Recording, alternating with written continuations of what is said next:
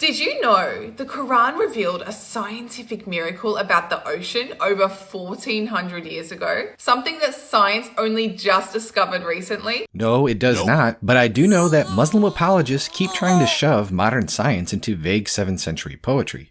In the Quran, chapter 25:53, it says, "And it is he who released two seas, one fresh and sweet, one salty and bitter, and placed between them a barrier that cannot be crossed." Let me guess, you're about to claim that this vague statement is some kind of undeniable proof of divine knowledge, right?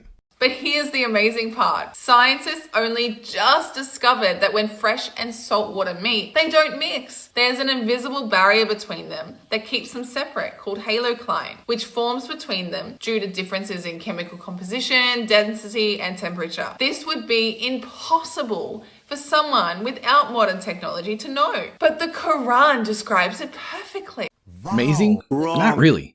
First of all, the Quran's barrier is wrong. It says that two waters cannot cross, but in reality, they do mix. That's literally how estuaries work. Haloclines exist, sure, but they're just gradual transitions of salinity, and not some invisible force field stopping fresh and salt water from ever touching.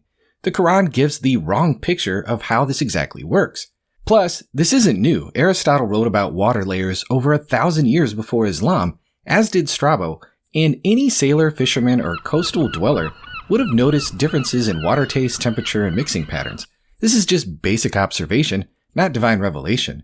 Plus, if the Quran is packed with scientific miracles, why do apologists ignore Quran 1886, where the sun literally sets in a muddy pond, a claim Muhammad confirmed in Sunnah Abu Dawud 4002, or Quran 86:6-7, where sperm supposedly comes from the backbone and ribs? If this book were divinely inspired, why does it get basic science wrong? This isn't proof that the Quran is from God. It's proof that people will force vague poetry into modern science when it suits them, and that Lily J will recycle bad Dawa arguments that have been debunked for a really long time to continue to do her grift.